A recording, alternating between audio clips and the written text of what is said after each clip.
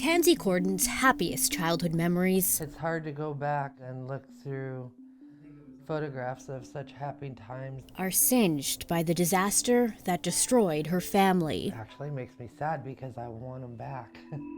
It was July 1973. And this was actually what I was wearing on the plane, all the way down to the sandals. 7-year-old Tansy, her 12-year-old sister Nikki, and mom Doris had been visiting family in Illinois and planned to fly home to Michigan on Ozark Airlines Flight 809. My sister said to me, "Would you like the window seat?" And I said no.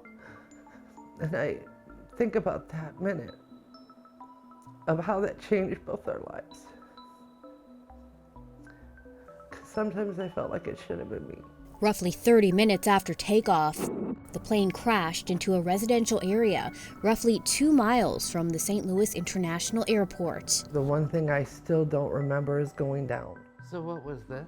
We showed Tansy video and interviews from the crash scene that she had never seen before. I saw a few lightning bolts that came real close. One of them looked as if it could have been hitting the wing. We determined it as being an unsurvivable crash. And yet some people did.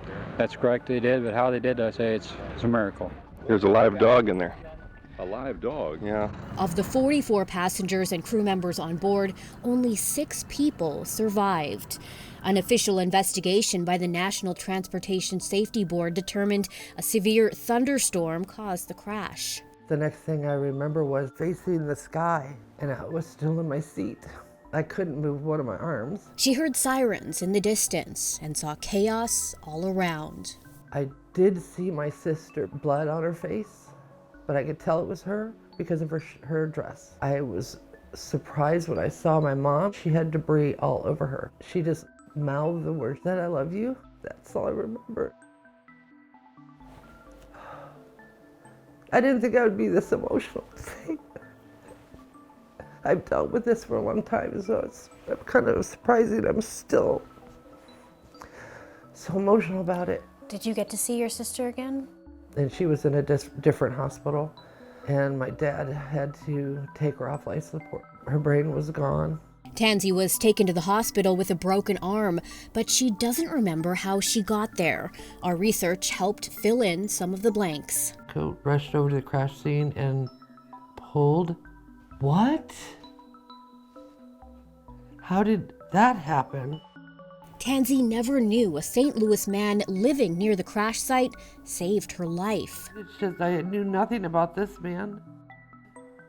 I wished I could have met him. We are working to connect Tansy with the man who rescued her, but records show he may have passed away in 1991. Tansy was eventually reunited with her father and oldest sister, Laura.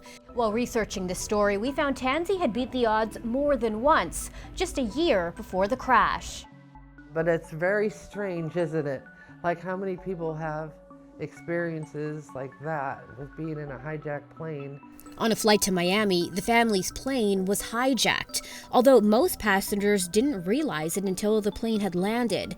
Tansy was just 6 years old.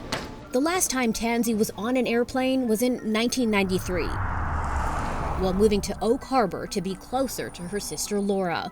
The two were inseparable for decades until Laura's death in 2011. I had such a great family. Did you ever try to recreate that for yourself? You know, it's funny, no, I didn't. I think part of me was almost afraid to do it because I didn't want to go through it again. The loss was incredible.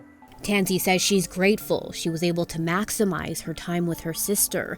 She hopes her story helps others appreciate the family they have. Yeah, I'd give anything back to fight with my sister or to be mad at my mom.